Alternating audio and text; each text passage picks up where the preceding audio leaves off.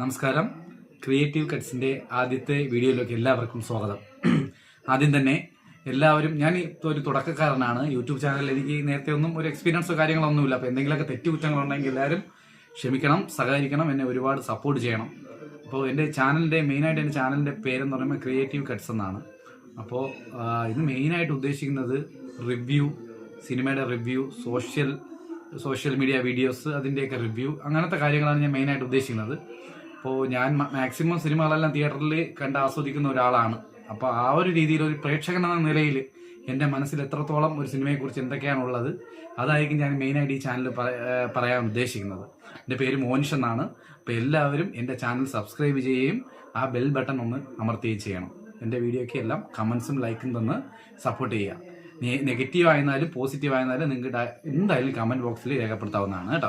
ആദ്യമായിട്ട് ഞാൻ ഒരു സിനിമ റിവ്യൂ എന്ന് പറയുന്നത് ഇപ്പം പറയാൻ ഉദ്ദേശിക്കുന്നത് പറയുമ്പോൾ, ഈ ഇടയ്ക്ക് ഡിസംബർ 5 റിലീസായ ശ്രീ വിനായകൻ ചേട്ടൻ നായകനും മലയാളത്തിൻ്റെ മെഗാസ്റ്റാർ മമ്മൂട്ടി പ്രതിനായകനുമായ കളങ്കാവൽ, എല്ലാവർക്കും മനസ്സിലായി പറയാൻ തന്നെ എല്ലാവർക്കും മനസ്സിലായിട്ടുണ്ടാകും കളങ്കാവൽ മൂവിയെ കുറിച്ചാണ്. ശ്രീമാൻ ജിതിൻ കെ ജോസാണ് ഈ സിനിമ ഡയറക്ഷൻ ചെയ്തിട്ടുള്ളത്. ഡയറക്ടറെ ഒരു കഴിവെന്ന് പറയുമ്പോൾ എടുത്തു പറയേണ്ട ഒന്നാണ്. ഒരു പ്രേക്ഷകനെ ഒരു പടം കാണുമ്പോൾ ഇരുത്തി അടുത്തെന്താണ് എന്ന് തോന്നിപ്പിക്കുന്ന തരത്തിലുള്ള ഒരു ഡയറക്ഷനാണ്. കാര്യം നമുക്ക് മനസ്സിലാക്കാം ആ ഡയറക്ഷന്റെ ഒരു പക്വതയാർന്ന ഒരു ഡയറക്ഷൻ. കാര്യം ആ പടം കാണുന്ന ഓരോരുത്തർക്കും എന്തെന്നുള്ള ക്യൂരിയോസിറ്റി ഉറപ്പായിട്ടുണ്ടാവും. അതാണ് ആ പടത്തിന്റെ ഒരു പ്രത്യേകത. മെയിനായിട്ട് നമ്മൾ മമ്മൂക്കയെ ഇതുവരെയും നമ്മൾ നെഗറ്റീവ് റോളിൽ കണ്ടിട്ടുണ്ടെങ്കിലും ഇതുപോലത്തെ ഒരു വില്ലൻ കഥാപാത്രമായിട്ട് നമ്മൾ കണ്ടിട്ടില്ല. നായകനൊപ്പം തന്നെ, നായകനേക്കാൾ ഒരു പടി മുകളിലായിട്ട് മമ്മൂക്കയുടെ പെർഫോമൻസിനെ കുറിച്ച് ഞാൻ പറയാൻ ആളല്ല, പക്ഷെ വളരെ നന്നായിട്ട് ചെയ്തിട്ടുണ്ട്. അതുപോലെ തന്നെ ശ്രീമാൻ വിനായകൻ നായകൻ നടനാവുന്ന ഒരു പടമാണ്.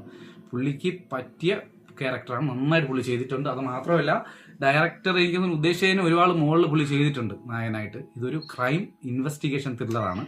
അപ്പോൾ ഈ പടം കണ്ടവർക്ക് ഏകദേശമൊക്കെ മനസ്സിലായിട്ടുണ്ടാവും. ഒരുപാട് നായികമാരുള്ള ഒരു സിനിമ, കുറേ നായികമാരുണ്ട് മമ്മൂക്കയ്ക്ക്. അതുപോലെ തന്നെ ഇതിന്റെ ഓരോ സീൻസും അടുത്ത് എന്ത് സംഭവിക്കും എന്നുള്ള ഒരു ഇതുണ്ടാവും, ഒരു ക്യൂരിയോസിറ്റി എന്നൊക്കെ പറയില്ല, അത് ഉണ്ടാവും. അങ്ങനത്തെ ഒരു സിനിമയാണ്. അപ്പോൾ എല്ലാവരും പരമാവധി തിയേറ്ററിൽ പോയി തന്നെ ഈ സിനിമ കാണുക. ഇതൊരു നടന്ന സംഭവമാണെന്ന് കുറച്ചൊക്കെ പറയുന്നുണ്ട്, ഒരു കേസിന് ആസ്പദമായ സംഭവമാണെന്നൊക്കെ പറയുന്നുണ്ട്. അപ്പോൾ ഈ പടം തിയേറ്ററിൽ കണ്ടില്ലെങ്കിൽ നിങ്ങൾക്ക് വലിയൊരു മിസ്സിംഗ് ആയിരിക്കും. അപ്പോൾ പരമാവധി തിയേറ്ററിൽ പോയി കാണുക. ശ്രീമാൻ ജിതിൻ കെ ജോസ് വളരെ നല്ല രീതിയിലാണ് സിനിമ ചെയ്തിട്ടുള്ളത്. അത് മാത്രമല്ല, ശ്രീ മമ്മൂക്കയുടെ പ്രൊഡക്ഷൻ കമ്പനിയായിട്ടുള്ള മമ്മൂട്ടി കമ്പനീസാണ് ഇത് പ്രൊഡ്യൂസ് ചെയ്തിട്ടുള്ളത്. അപ്പോൾ അത്രയും നല്ലൊരു പടമായിരിക്കും എന്തായാലും പുള്ളി പ്രൊഡ്യൂസ് ചെയ്യുക. അപ്പം ഈ പടം കണ്ട ഒരു സാധാ പ്രേക്ഷകൻ എന്ന നിലയിൽ എനിക്ക് പടം വളരെ ഇഷ്ടപ്പെട്ടു. അപ്പോൾ പരമാവധി തിയേറ്ററിൽ പോയി തന്നെ ഇതുപോലുള്ള നന്മയുള്ള സിനിമകൾ പോയി വിജയിപ്പിക്കുക. അപ്പം എല്ലാവരും ഈ പടം തിയേറ്ററിൽ പോയി തന്നെ കാണുക. ഓക്കെ, അത് മാത്രമല്ല, ഇനി തുടർന്നും ഇതുപോലത്തുള്ള മൂവി റിവ്യൂസ് വീഡിയോ ആയിട്ട് ഞാൻ വരുന്നതായിരിക്കും. അതിലേക്കായി എല്ലാവരും എന്നെ സപ്പോർട്ട് ചെയ്യുക, സബ്സ്ക്രൈബ് ചെയ്യുക ചാനൽ. Okay, thank you.